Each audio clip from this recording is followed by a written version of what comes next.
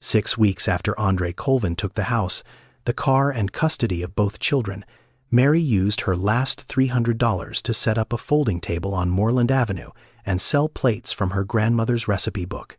11 months later, she stood before a national television camera. Andre was watching. He was not ready for what he saw. 5 a.m., hot oil and cold air. Mary stood behind that table with a wooden spoon and a faded notebook of recipes. She had not planned to sell food. She cooked because it was the only thing her hands knew. Mary grew up on Delary Street in the lower 9th Ward of New Orleans, in a house that smelled like smoked paprika and brown butter, and something sweet underneath that she could never name but would recognize anywhere for the rest of her life. The house belonged to her grandmother, Opel May Johnson, born 1941, lived in that same house for 52 years, cooked in that same kitchen every single day. Opel cooked for the neighbors. She cooked for the church.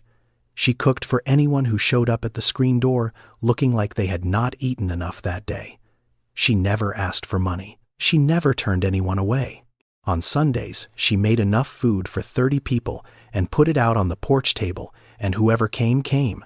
She had a recipe book, brown leather cover soft from years of hands on it, every page written in blue ink in Opel's careful script, 214 pages, 31 years of cooking recorded one dish at a time.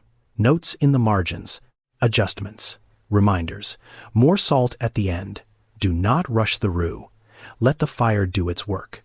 Mary was beside her in that kitchen from the time she could stand on a stool and reach the counter, 5 years old, holding a wooden spoon that was too big for her hand. Opel did not give her small tasks to keep her busy. She gave her real ones. Stir this. Taste that. Tell me what is missing. By the time Mary was 10, she could make gumbo from memory. By 12, she was cooking for the Sunday porch table on her own while Opel sat in the chair by the window and watched. Opel taught Mary how to cook. But she also taught her something else. Something that had nothing to do with seasoning or temperature or timing. You feed people and you look them in the eye. That is how you tell someone they matter. Mary heard that sentence more times than she could count. She heard it when she was 7, and again when she was 17, and again the last morning she spent in that kitchen before she left New Orleans for good. Mary left at 22, moved to Atlanta, a job at a hotel restaurant on Peachtree Street, entry level, long hours. She did not mind. The morning she left, Opel put 2 things in her hands, the recipe book and a photograph tucked inside the front cover. Opel standing in front of the Delary Street kitchen, 1989, 48 years old, white apron, hands dusted with flour, smiling like she knew something nobody else knew yet. Mary carried both for 16 years. The recipe book stayed on the kitchen shelf in every apartment she lived in. She opened it often in the beginning, then less. Then not at all after Opel got sick. Opel May Johnson died on a Tuesday morning in March, 4 years before this story begins. 81 years old. In the same house on Delary Street.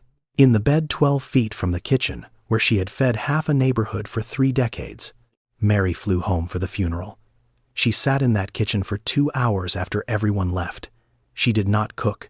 She did not open the recipe book. She sat at the table and looked at the stove and the counter and the wooden spoon still hanging from the hook by the window. She flew back to Atlanta the next day. She put the recipe book on the shelf in her kitchen. She did not open it again.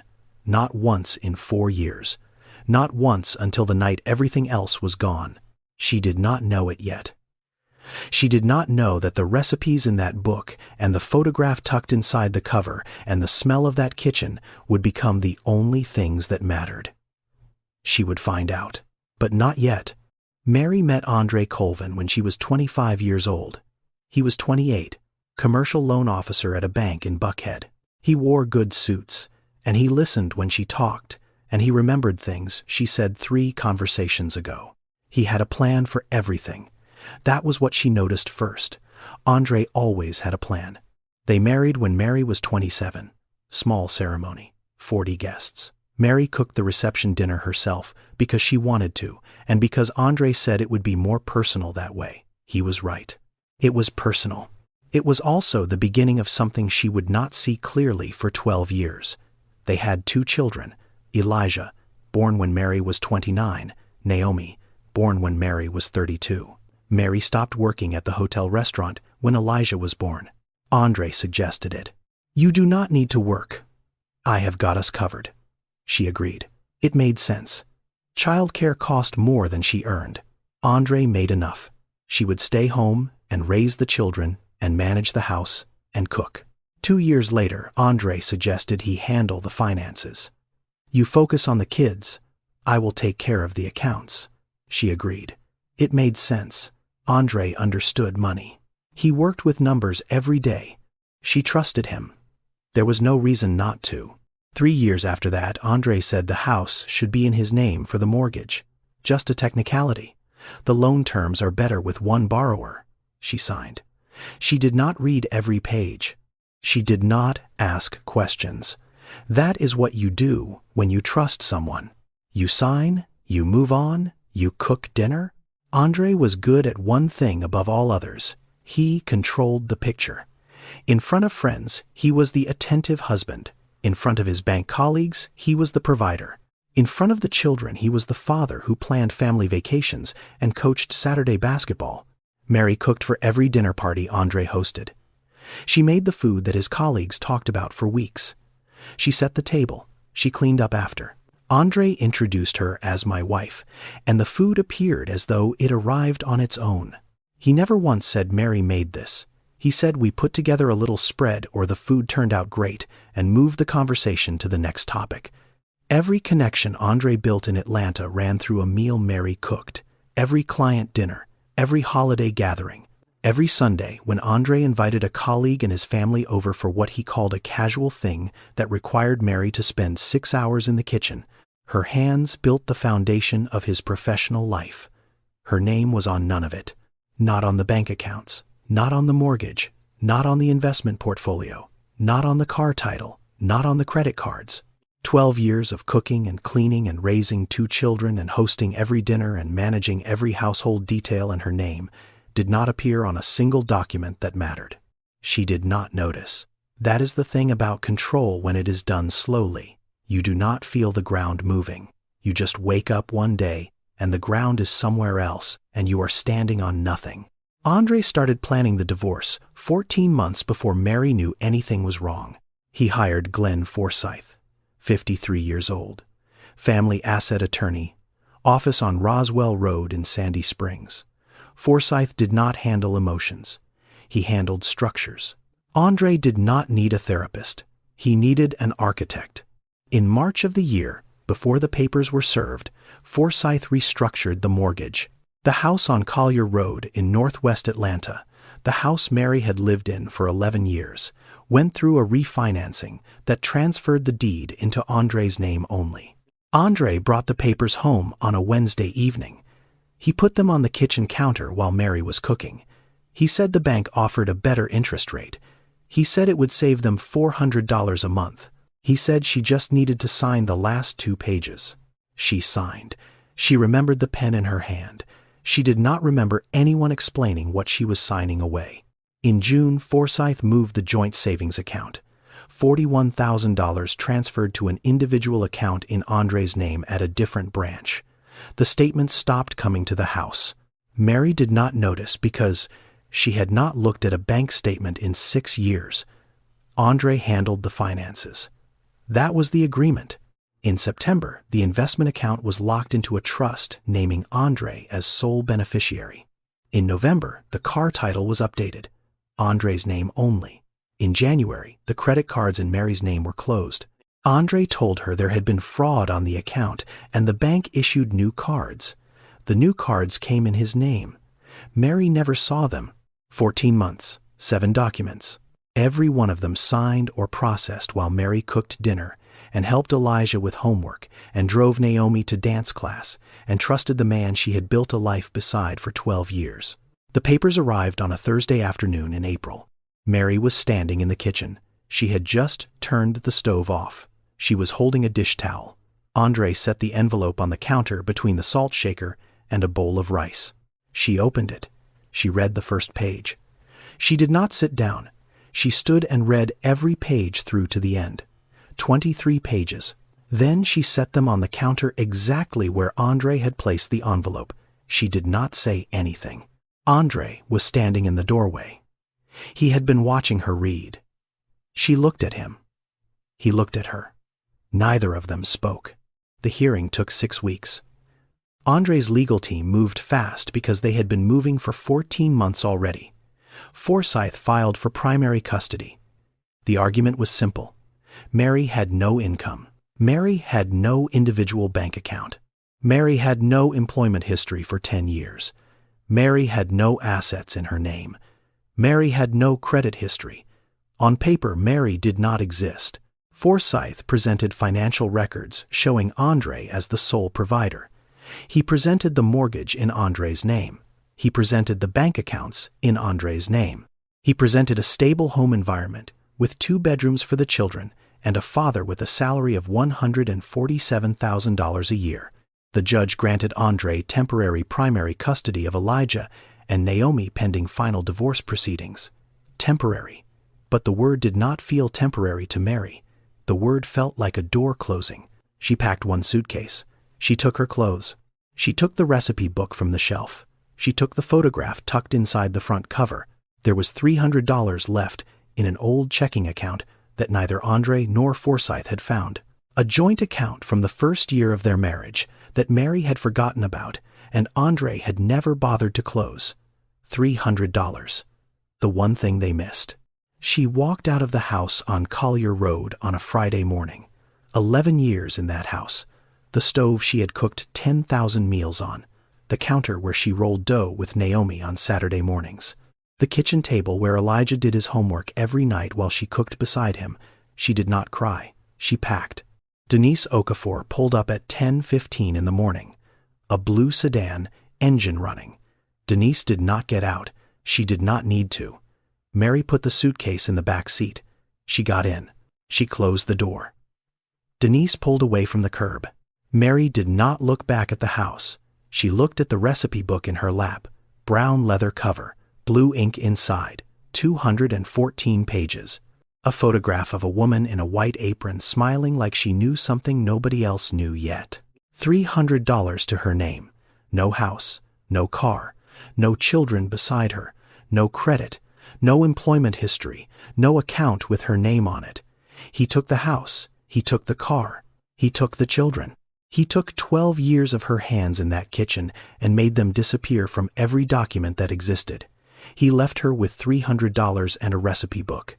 He thought he left her with nothing. Denise Okafor lived in a 2-bedroom apartment on Glenwood Avenue in East Atlanta. She was 39 years old, night shift nurse at Grady Memorial. She worked 7 p.m. to 7 a.m., 4 nights a week, and came home to a quiet apartment that smelled like coffee she had brewed 12 hours earlier. Mary slept on the sofa. A blanket Denise pulled from the hall closet. A pillow from the spare room that Denise used for storage.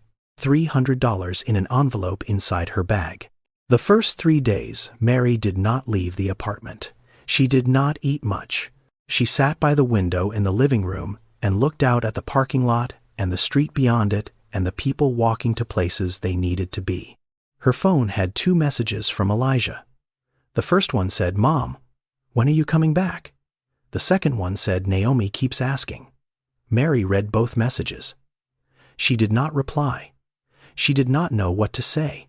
She could not tell her son she was coming back because she did not know if that was true. She could not tell him she was fine because she was sitting on a borrowed sofa with $300 and no answer to give. She put the phone face down on the cushion. 3 days of nothing. 3 days of sitting and not calling and not eating enough and not knowing what the next thing was supposed to be. The 4th night, Mary could not sleep. Denise was at work. The apartment was dark. Mary lay on the sofa and stared at the ceiling and listened to the sound of a car passing on Glenwood Avenue and then silence again. She sat up. She reached into her bag on the floor beside the sofa. She pulled out the recipe book. She had not opened it in 4 years. Not since the funeral. Not since she sat in Opel's kitchen on Delary Street and looked at the stove and the counter and the wooden spoon and decided she could not open this book without hearing her grandmother's voice inside it. She opened it. The photograph fell out of the front cover and landed on her lap. Opel May Johnson, 1989, white apron, flower on her hands, smiling like she knew something nobody else knew yet. Mary held the photograph for a long time. She did not move. She did not make a sound. Then she turned to the first page. Opel's handwriting, blue ink, careful letters. The recipe for red beans and rice. In the margin, a note in smaller script. Do not rush the roux. Let the fire do its work. She turned another page. Fried catfish. A note beside the measurements. More salt at the end. Always at the end. She turned another page. Smothered chicken. A note at the bottom. This one is for when someone needs to feel better and does not know how to ask. Every page had a note. Every note sounded like Opel was standing beside her in that dark apartment, talking to her the way she always had. Not loud, not dramatic, just steady, just there. Mary closed the book. She held it against her chest. She sat on that sofa in the dark for a while longer. The next morning, she got up before Denise came home. She went into the kitchen. She opened the recipe book on the counter. She turned to page 14. She started cooking. When Denise opened the front door at 7:15 a.m., the apartment smelled like smoked paprika and brown butter and something sweet underneath.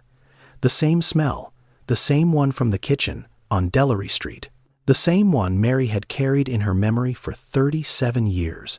Denise stood in the doorway. Mary stood at the stove. They looked at each other. Neither of them said much. I need to find somewhere to sell this, Mary said. I know a Saturday market, Denise said. Mary divided the $300 on the kitchen table that afternoon. $85 for the food handler's permit and a temporary vendor license from Fulton County.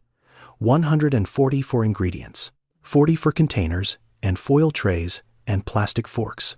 $35 left over, a buffer that would not buffer much.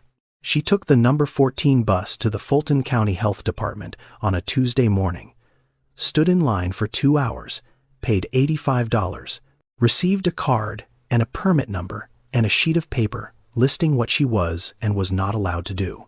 She bought ingredients at the discount grocery on Memorial Drive: chicken, rice, beans, spices, oil, foil trays from the restaurant supply store on Moreland, 40 containers, plastic forks, paper napkins. Saturday morning, 5:45 a.m. Mary carried 2 large pots and a folding table borrowed from Greater Hope Baptist Church onto the number 21 bus. She rode 9 stops to the East Atlanta Village Community Market on Flat Shoals Avenue. She set up at the far end of the row between a woman selling candles and a man selling wooden cutting boards. The other vendors had banners. They had canopies. They had branded signs and tablecloths and business cards in little holders. Mary had a folding table and 2 pots and 40 foil containers and a piece of cardboard with her prices written in marker. 6 a.m. to 9 a.m. She sold 4 containers. People walked past. They looked. Some slowed down. Most kept walking. Mary stood behind the table and did not call out to anyone. She did not wave people over. She stood and waited. At 11:40, a woman stopped. Mid-50s, church hat. She bought 1 container. She opened it right there at the table. She ate, standing up. She did not say anything for a minute. Then she looked at Mary. This tastes like my grandmother's cooking, she said. She bought 3 more containers. She asked Mary her name. She asked if Mary would be here next Saturday. Mary said yes. By 2 p.m., Mary had sold 19 containers at $5 each, $95, minus the $48 she spent on ingredients and supplies for the day. $47 in her hand on the number 21 bus back to Glenwood Avenue. $47. Not enough for rent, not enough for a deposit, not enough for anything except ingredients for next Saturday. But a woman had come back for seconds. That was the only number that mattered. Week 2, 28 containers. Week 3, 35. Week 4, 40 containers. Sold out before 1 p.m. The numbers did not jump. They climbed. Slowly and without stopping. There was a problem. Mary was cooking in Denise's kitchen. Under Georgia cottage food law, a home kitchen could be used to prepare certain foods for direct sale. But the law had limits. Baked goods and certain shelf-stable items were permitted. Prepared meals with meat and rice and perishable ingredients sold at public markets required a licensed commercial kitchen. Mary had been selling for 4 weeks. She was in violation of the health code, and she did not know it. She found out at the public library on Ponce de Leon Avenue.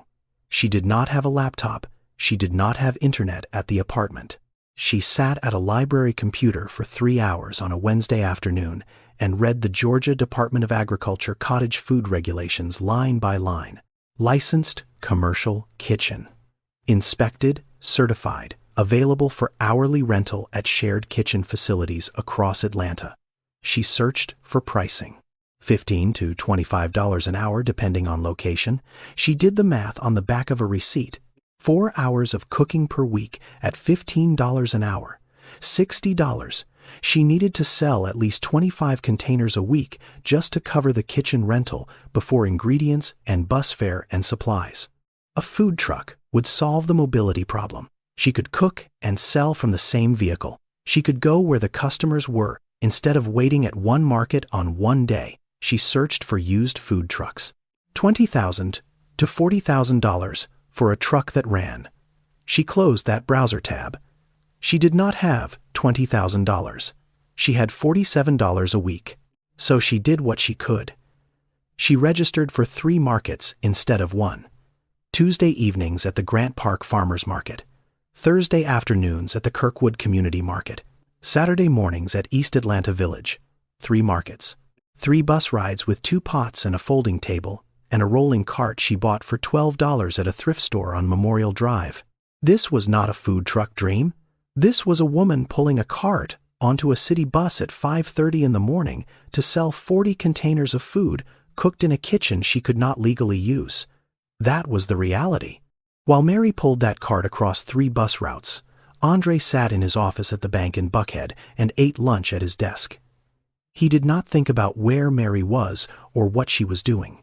He had the house. He had the car. He had the children. He had structured everything to make sure she had nothing. And in his mind, she did have nothing. A woman with $300 and a recipe book was not a threat. He would be wrong about that. But not yet. Pastor Yvonne Claiborne had been watching Mary for 6 weeks. She was 67 years old. She had run Greater Hope Baptist Church on Jonesboro Road in southeast Atlanta for 22 years. She knew everyone in the congregation, and she knew when someone new was using her building, and she knew why. Mary had started renting the church's commercial kitchen in her 5th week of selling. Denise had made the introduction. The church had a certified kitchen in the basement that it rented to small vendors and caterers for $15 an hour. Mary booked 4 hours every Monday and Wednesday and cooked enough for 3 markets. Pastor Yvonne did not say anything to Mary for the first 6 weeks. She came downstairs once or twice during Mary's cooking hours. She stood in the doorway. She watched. She smelled whatever was coming off that stove. She went back upstairs. On a Thursday evening, at the end of the 6th week, Pastor Yvonne came downstairs after Mary had finished cleaning the kitchen. She sat down at the prep table. She asked Mary to sit. Mary sat. "I have been smelling your food for 6 weeks," Pastor Yvonne said. "I have been watching you carry those pots in here at 4 in the morning. I have been watching you clean this kitchen better than anyone who has ever rented it." She paused. "What are you doing, and who are you doing it for?" Mary told her. Short sentences, no drama, no self-pity. She told her about the divorce. She told her about the $300. She told her about the recipe book and the markets and the bus routes and the rolling cart. Pastor Yvonne listened to all of it. Then she told Mary something. Her husband, Raymond Claiborne, had died 11 years ago. 61 years old. Heart attack on a Sunday morning before service. Raymond had been a deacon and a pitmaster. He owned a food truck, green and white. He parked it behind the church every Sunday after service and sold barbecue plates for $5 each, ribs and coleslaw and cornbread. The line went around the building. When Raymond died, Yvonne could not bring herself to sell the truck. She parked it behind the fellowship hall and covered it with a tarp. 11 years. The engine had not turned over in 7. The paint was peeling. 2 of the tires were flat. The gas line to the stove inside needed replacing. The refrigeration unit had stopped working years ago. Nobody wanted it. Nobody used it. Every year, Yvonne told herself she would figure out what to do with it. Every year, she did not. "Come with me," she said. She walked Mary around the back of the church to the gravel lot behind the fellowship hall. She pulled the tarp back. Green paint faded and chipping. Flat tires on the passenger side. Dust on every window. A dent in the rear bumper. Mary opened the side door and stepped inside. 2 gas burners. 1 prep counter. A small refrigerator that did not run. A serving window with a metal shutter that stuck halfway open. Mary stood inside that truck for a while. She put her hands on the counter. She looked at the burners and the window and the space where plates would be handed out. She could see it. For the first time since the sofa on Glenwood Avenue, she could see what the next thing looked like. "I am not giving this to you," Pastor Yvonne said. "Raymond built this and I will not give it away. But I will rent it to you for $100 a month. You fix it yourself. If it runs and your business holds for 6 months, I will sell it to you at what Raymond paid for it in 2008, $4,500. Mary looked at her. "I do not have money to fix it." "You have a church full of people who know how to fix things," Yvonne said. "Ask." Terrence Gaines, 44 years old, mechanic, member of Greater Hope for 19 years. He looked at the engine on a Saturday morning and told Mary the fuel pump needed replacing and the battery was dead and the alternator was corroded. Parts would cost around $350. He would do the labor for free because Pastor Yvonne asked, and because Terrence believed if a woman was willing to pull a cart onto a bus at 5 in the morning, she deserved a truck that started. Delonda Harris, 38 years old, worked at an auto body shop in College Park. She offered to sand down and repaint the truck in exchange for 2 months of free meals. Mary agreed. The parts cost $347. Mary paid for them with 5 weeks of market earnings. Terrence worked 3 Saturdays in a row. Delonda came after her shifts on weekday evenings. 3 weeks. The engine turned over.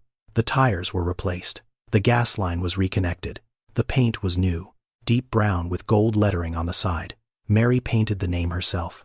She used a stencil she cut from cardboard and gold paint she bought for $6 at the hardware store on Jonesboro Road. Opel's table, her grandmother's name.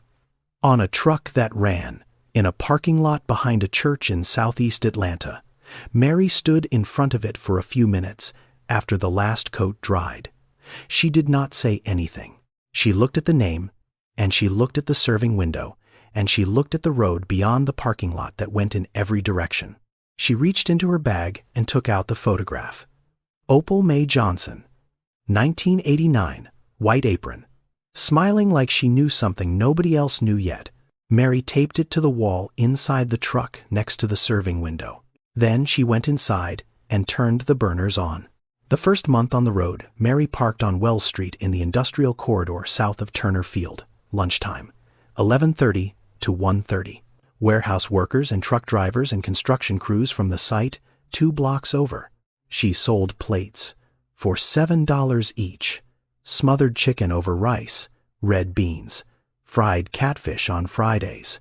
Week 1, she sold 32 plates, $96 after cost of ingredients, minus $12 in gas for the truck, minus the $100 monthly rental split across 30 days, minus the permit fees, amortized weekly.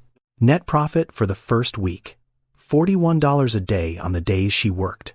Not enough for rent, not enough for a deposit, enough to keep the truck running and the stove lit. Week 2, she sold 37 plates. Week 3, 41. The construction crew started showing up in groups. A foreman named Willis came every day at 11:45. He did not say much. He ordered the same thing. Smothered chicken, extra rice, he told his crew. His crew told the crew on the next site over. By the end of the first month, Mary was selling 40 plates a day at $7 each, $280 in daily revenue. Cost per plate was $3.50. Ingredients bought in bulk from the restaurant supply on Metropolitan Parkway. Chicken thighs, rice in 25-pound bags, cooking oil, spices, foil containers. Every night Mary sat at the small table in Denise's apartment and wrote in a notebook. Revenue on the left side, costs on the right, notes at the bottom. Catfish sells out first on Fridays. Red beans move slower on Wednesdays. Add corn muffins next week. Month 2, she added a second stop. Downtown, Peachtree and Andrew Young International Boulevard. 5 to 8 p.m. The after-work crowd. Office workers walking to the parking decks. Nurses coming off shift at Grady. The evening location doubled her customer base. Revenue climbed to $150 a day after costs. Still not enough for a lease, but closer.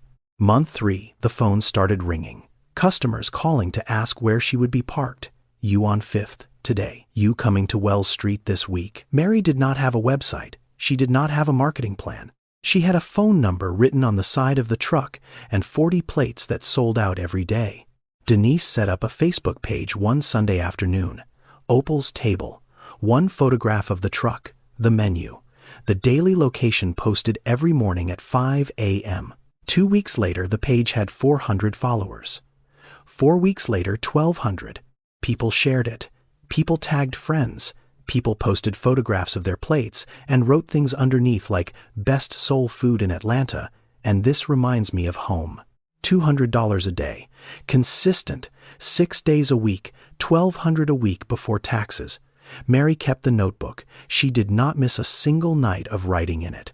She tracked every dollar in and every dollar out the way her grandmother used to track every recipe. Carefully, in ink, without shortcuts. Charlene stopped by the truck on a Thursday in the second month. She brought water bottles and helped wipe down the counter after the lunch rush. She asked how business was going. Mary told her. Charlene smiled and said she was proud of her. Mary called Elijah and Naomi every evening at 7:30. The custody arrangement allowed 2 afternoon visits per week and every other weekend. Mary brought food to every visit. She packed it in foil containers and carried it in a bag on the bus to Andre's house on Collier Road, where she was no longer allowed inside. She handed the bag to Elijah at the door. She sat on the porch steps with both children and watched them eat. Naomi said the same thing every time. "This is the best food in the world, Mom." Mary did not say anything. She smiled. One evening, Elijah said something else. He said it quietly between bites. Dad asked why you are selling food on the street. Mary looked at him. "What did you tell him?" "I told him it was good," Elijah said. Andre knew. He had been asking the children questions. Where does she park? How many customers? Is anyone helping her? The questions sounded casual. They were not casual. Andre was keeping track. Mary did not know that yet. She would find out soon. 4 months after the divorce, Mary filed a motion for joint custody of Elijah and Naomi. Her lawyer, Simone Achebe, prepared the filing. Simone was 31 years old. 3rd year at Atlanta Legal Aid. Family law. She had handled 47 custody cases. She had not lost one where the mother could demonstrate stable income and housing. She had also never gone up against Glenn Forsyth. Forsyth filed Andre's response within 9 days. The response was 41 pages long. The custody review hearing was held at the Fulton County Superior Court on Pryor Street on a Tuesday morning in August. Judge Eleanor Maynard presiding. Mary sat on one side of the courtroom. Andre sat on the other. They did not look at each other. Forsyth went first. He presented screenshots of the Opel's Table Facebook page. He presented photographs of the food truck parked on Wells Street. He presented Mary's self-reported income from 3 months of operation and noted that it fluctuated from week to week. He presented the fact that Mary had been living on a friend's sofa for the first 2 months following the divorce and had only recently secured independent housing. He framed every piece of evidence the same way. Instability.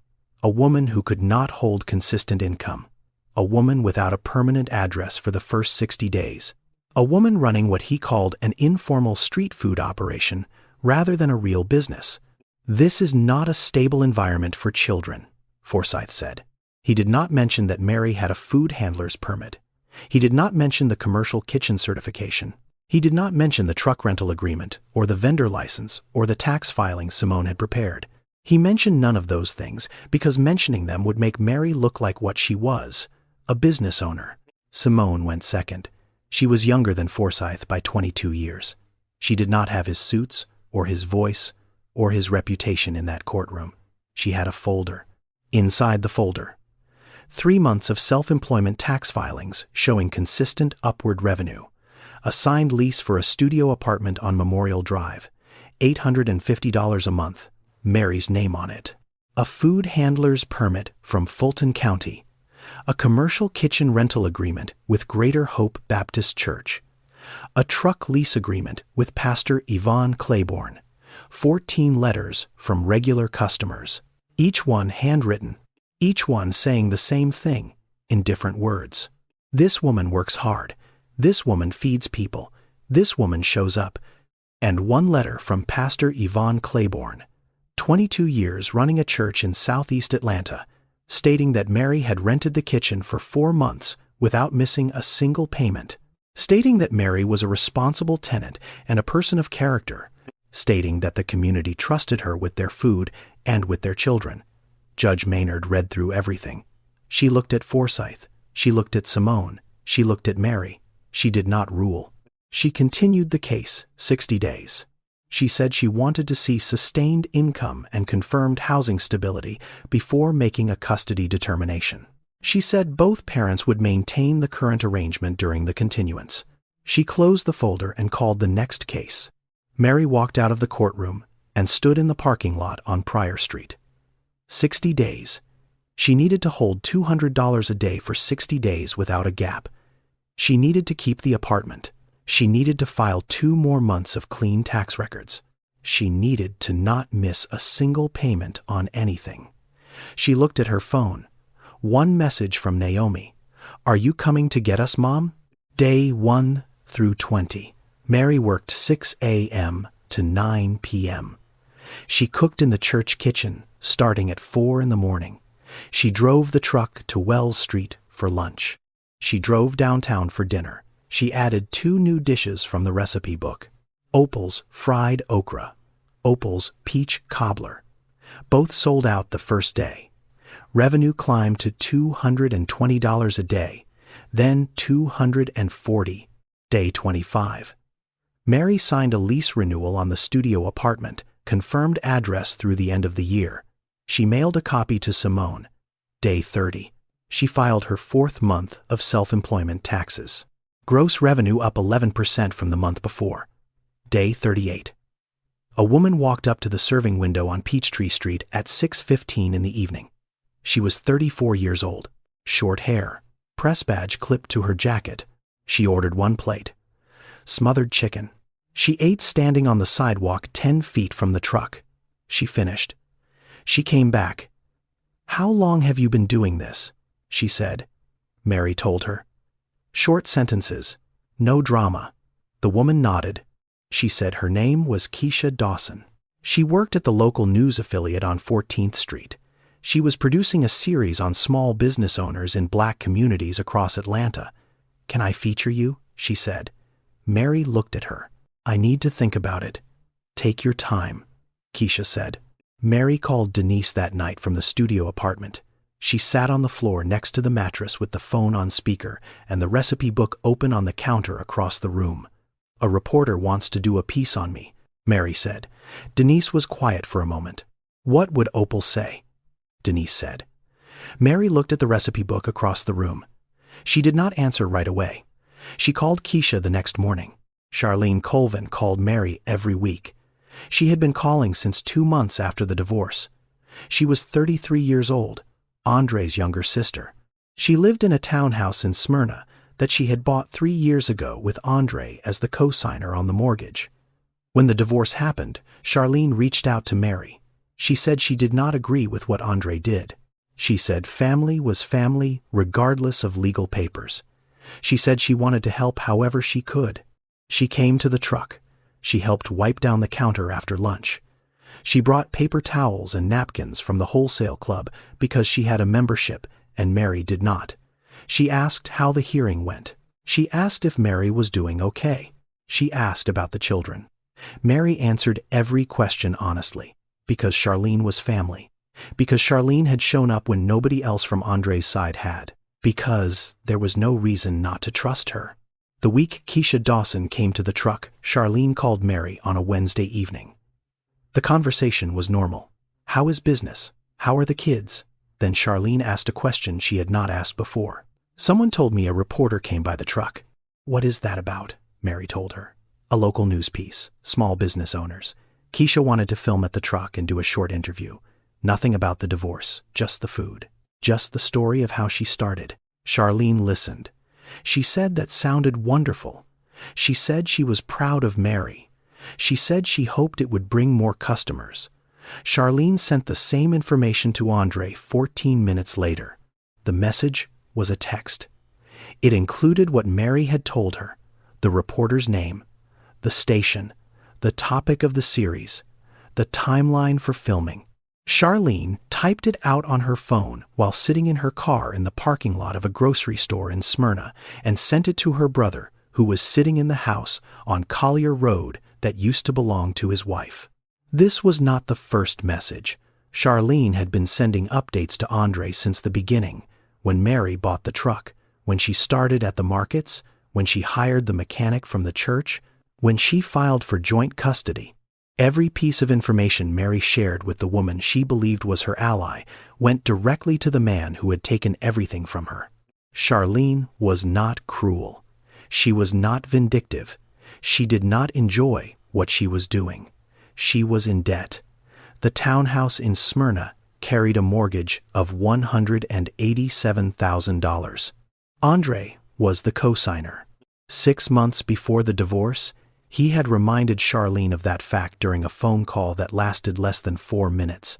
He did not threaten. He did not raise his voice. He told her he expected her to keep him informed about Mary's situation and that if she chose not to, he would remove himself from the mortgage agreement. Without Andre's name on the loan, Charlene's credit score would not support the mortgage on its own. She would lose the townhouse. She had calculated this already. She had run the numbers the same night Andre called. She knew exactly what would happen. So she called Mary every week. She asked careful questions. She reported back. She chose her own house over her conscience. That was the math she did. Whether it was the right math is a question only Charlene could answer, and she had not answered it yet. Mary did not know. She would not find out for a while. But the information was already moving. Andre had the reporter's name. He had the timeline, and he had Glenn Forsyth on speed dial. Andre called Mary on a Tuesday evening. She was in the truck on Peachtree Street. The dinner rush had just ended. She saw his name on the screen and stood there for a moment with the phone in her hand and the smell of the kitchen still thick in the air around her. She picked up. He used her name softly. The way he used to when he wanted something to sound like it was her idea. He said the divorce was a private matter. He said going on television with their personal business would hurt the children. He said Elijah was already asking questions at school. He said Naomi had been quiet lately. He said Mary needed to think about what was best for them. Mary listened to every word. She did not interrupt. She let him finish. I am not telling our story, Andre, she said. I am building mine. She hung up. She put the phone on the counter next to the stove. She stood there for a few seconds. Then she started cleaning up for the night. Andre called Forsyth within the hour. Forsyth drafted a cease and desist letter addressed to Keisha Dawson at the news affiliate on 14th Street. The letter stated that any broadcast segment referencing Andre Colvin or the details of his divorce proceedings would be considered defamatory and would result in legal action. Forsyth sent it by certified mail and by email on the same day. This was Andre's mistake, the one that would cost him everything he was trying to protect. Keisha received the letter on a Thursday morning. She read it. She took it to her executive producer. The executive producer read it. He sat back in his chair and looked at Keisha. The original segment was supposed to be 2 minutes. A feel-good local piece about a woman and a food truck. Human interest. End of the 6 o'clock broadcast. The kind of story people watch and forget by dinner. The cease and desist changed that. A man sending a legal threat to a news station to stop a story about his ex-wife selling plates of food from a truck. The executive producer saw something bigger. Not a food story. A power story. A woman who lost everything rebuilding in public while the man who took it tried to shut her down from behind a lawyer's desk. The segment moved from 2 minutes to 8. From the 6 o'clock local to prime time. From a single camera visit to a 3-day shoot. Andre had turned a food truck story into a story about control. The exact thing he did not want anyone to see. At the same time, Forsyth filed a supplemental brief with Judge Maynard's court. The filing argued that Mary was actively seeking media attention rather than focusing on the stability of her children. Forsyth attached screenshots of the Facebook page. 1,200 followers. He attached Keisha's initial inquiry email to Mary. He framed the television appearance as evidence of misplaced priorities. The brief landed on the judge's desk 11 days before the 60-day hearing. The Fong Sud had not yet aired. The court did not know what the segment would contain. Neither did Andre. Neither did Mary. Keisha Dawson and a 2-person crew arrived at the church kitchen on Jonesboro Road at 4:15 in the morning. Mary was already inside. The stove was on. The recipe book was open on the counter to page 47. Opel's smothered chicken. Keisha did not direct anything. She told the cameraman to shoot what he saw. Mary cooked the way she cooked every morning. She did not look at the camera. She did not perform. She measured and stirred and tasted and adjusted the way Opel had taught her to do it 30 years ago in the kitchen on Delary Street. They followed her to the truck. They filmed her driving to Wells Street. They filmed the setup, the serving window opening, the first customers walking up at 11:30, the line that stretched past the corner by noon. Keisha interviewed Mary inside the truck between the lunch and dinner shifts. Mary sat on the prep stool with her hands in her lap. She told Keisha she started with $300 and a folding table and a recipe book her grandmother gave her when she left New Orleans. She did not say Andre's name. She did not describe the divorce. She did not say what was taken from her or how it was done. I lost everything I thought I had, Mary said. Then I found everything I actually needed. The camera moved to the recipe book. Brown leather cover, blue ink, Opel's handwriting, notes in the margins, do not rush the roux. The photograph of Opel taped to the wall next to the serving window. White apron, flour on her hands, smiling. Keisha interviewed 3 customers. The woman from the very first Saturday at East Atlanta Village was one of them, mid-50s, church hat. She looked at the camera and said what she had said to Mary 8 months ago. This food reminds me of home. I do not know how she does it. The segment aired on a Thursday evening. Prime time, 8 minutes. The title card read Opel's Table, One Woman, $300, and a Recipe Book.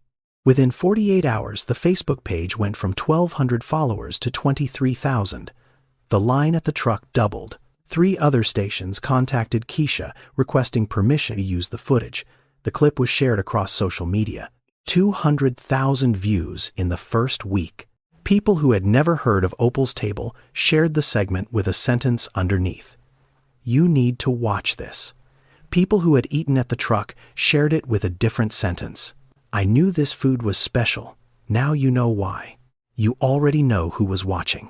That evening, after the last customer left, Mary closed the serving window. She turned off the burners. She stood alone inside the truck. The recipe book was open on the counter. The photograph of Opel was on the wall beside her. The truck smelled like smoked paprika and brown butter and something sweet underneath. Mary stood there for a while. She did not say anything. She closed the book. She turned off the lights. Andre was sitting in the living room of the house on Collier Road when the segment started. The television was on. He was not watching it. He was reading something on his phone. Then he heard the name, Opel's Table. He looked up. He saw the truck, brown paint, gold lettering, a serving window with a line of people standing in front of it. He saw Mary inside the truck, standing at the stove, wearing the same apron she had worn in his kitchen for 12 years, tilting her head the same way she always did when she tasted something, moving her hands the same way every single day for 12 years in a kitchen he walked through without stopping. He saw the recipe book, the brown leather cover. He recognized it. It had sat on the shelf above the microwave in his kitchen for the entire length of their marriage. He had never opened it. Not once in 12 years. He did not know what was inside. He saw the photograph of Opel on the wall. He did not recognize the woman in it. He had lived in the same house as that photograph for 12 years, and he had never asked who it was.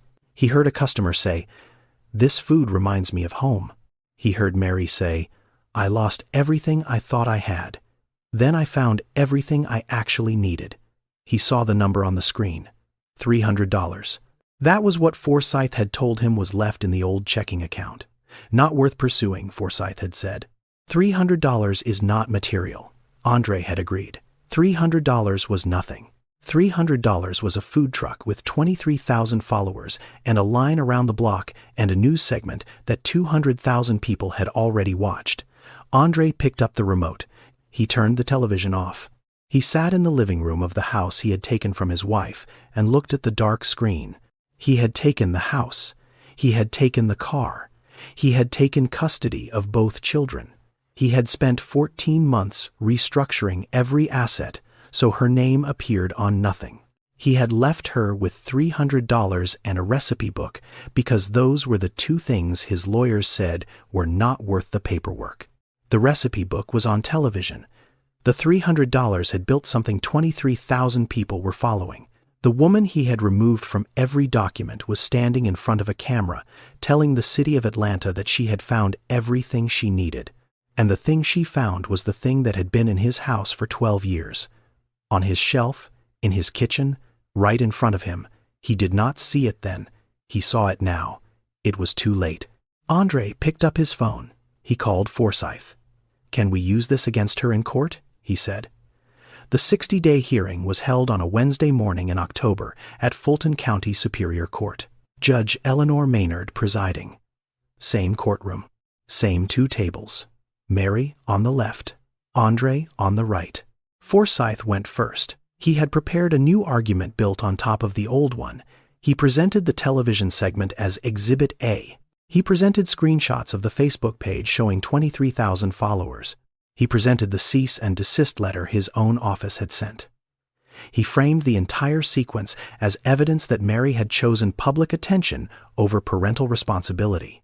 The respondent has prioritized media exposure and social media growth over demonstrating the kind of stable private environment this court requested 60 days ago, Forsyth said. He did not mention that the cease and desist was what escalated the segment from 2 minutes to 8. He did not mention that Mary had not sought the reporter out. He did not mention that his own legal action had turned a small local story into something 200,000 people watched. Simone went second. She laid out 5 months of self-employment tax records, revenue increasing every month. She presented the lease renewal for the studio apartment on Memorial Drive. She presented a report from the court-appointed social worker who had visited Mary's home twice during the 60-day period and found it clean and suitable and stable. She presented 23 letters from community members, customers, Pastor Yvonne, Denise, Terrence, Delonda, people who knew Mary and what she had built and how she had built it. Then Simone addressed the television segment directly.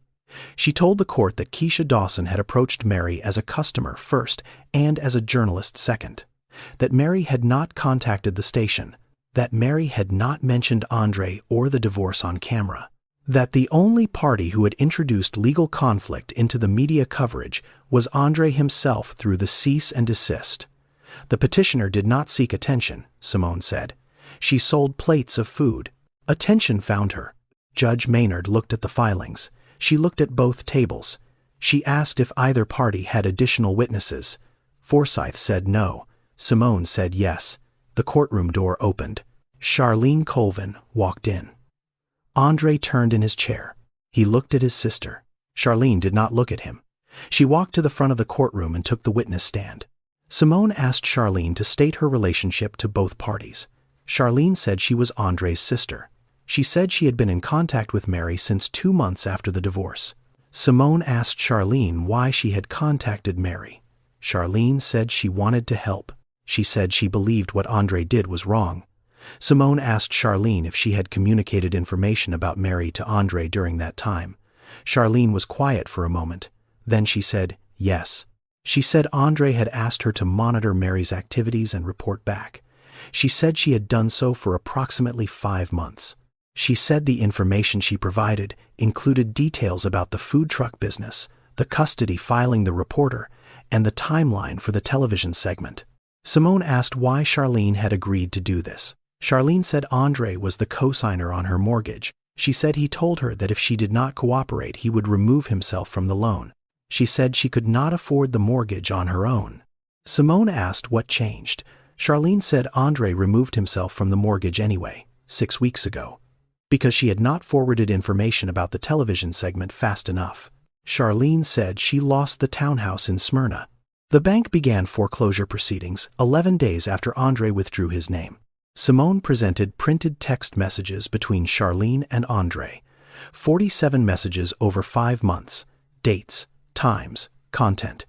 Each one sent within minutes of a conversation Charlene had with Mary. Each one containing information Mary had shared in confidence. Judge Maynard read through the messages. She read them slowly. She looked at Andre. She looked at Forsyth. She closed the folder. The court finds that the father engaged in a pattern of surveillance and interference through a third party that is inconsistent with the best interests of the children, she said. Primary custody is hereby transferred to the mother, effective immediately. The father retains visitation rights on a schedule to be determined by this court within 14 days. She called the next case. Mary walked out of the courtroom. She stood on the steps outside. She took out her phone. She called Elijah. "You are coming home." The court filing became public record the following week. Charlene's text messages were referenced in the custody determination. The pattern of surveillance was described in legal language that anyone who read it could understand. Andre Colvin had used his sister to spy on his ex-wife during an active custody proceeding. 2 business partners at the bank read the filing. Andre had been managing commercial loan portfolios for clients who trusted him with their money and their information. Trust was the product. The filing described a man who had used personal leverage to coerce a family member into conducting surveillance. The partners did not call Andre to discuss it. They reassigned his accounts. He lost 2 commercial contracts worth a combined $370,000 in fees within the month. Not because anyone punished him, because nobody wanted to work with him anymore. The woman Andre had been seeing left in November. Her name was Tanya. She was 29 years old. She worked in marketing at a firm downtown. She had started seeing Andre 4 months before the divorce papers were served. She had never met Mary. She had never been to the house on Collier Road while Mary lived there. She knew Andre as a man with a house and a title and a reputation. When the court filing went public, the house was still there, but the title and the reputation were not. Tanya stopped returning his calls on a Tuesday. She did not explain. She did not need to. She had been there for what Andre represented. What he represented was gone. Forsyth sent the final invoice. $47,000. 14 months of legal strategy. The filing fees. The custody hearings. The cease and desist. The supplemental briefs. The hours billed at $425 each. Andre had paid $47,000 to take everything from a woman who had $300. The woman with $300 got her children back. The man with $47,000 in legal bills sat in a 1-bedroom apartment in Kennesaw with a court record that followed his name. Andre called Mary once from that apartment. A Sunday evening in December. Mary was in the kitchen of the studio on Memorial Drive. She saw his name on the screen. She put the phone face down on the counter. She let it ring until it stopped. Andre called Elijah the next day. Elijah picked up. Andre said, "I miss you, son." Elijah was quiet for a few seconds. "Mom is cooking tonight," he said. "I have to go." He hung up, not angry, not cold, just somewhere else now, living a life that had moved on without the man who thought he controlled where it went. Andre sat in that apartment, one bedroom, a kitchen he did not use. 12 years of building something he was certain he controlled. He took the house. He lost the house to mortgage payments he could no longer cover. He took the car. The car sat in a parking lot he could not afford to maintain. He took the children. The children chose to leave. He spent 14 months making sure Mary had nothing. He left her with $300 and a recipe book. And the $300 built a truck, and the recipe book built a name. And the name built a line around the block. And the line built a life that 23,000 people followed, and a courtroom looked at and said, "This is the parent these children belong with." He had built exactly what he deserved. The first evening Elijah and Naomi stayed at the apartment on Memorial Drive was a Thursday in late October. Mary had moved a second mattress into the bedroom that morning. She put fresh sheets on it. She set the small table by the kitchen window with 3 plates, 3 glasses, 3 forks. She opened the recipe book to page 1, red beans and rice. The first recipe Opel ever wrote down, the one with the note in the margin that said, "This one is for when someone comes home." Mary cooked it the way Opel taught her.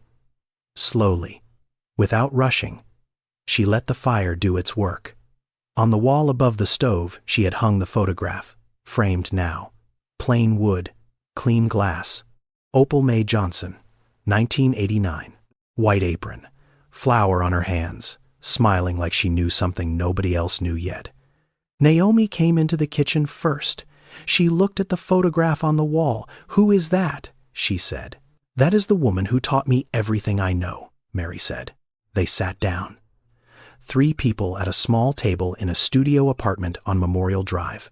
Mary put the food on their plates. Elijah ate without talking. Naomi took a bite. She looked up at her mother.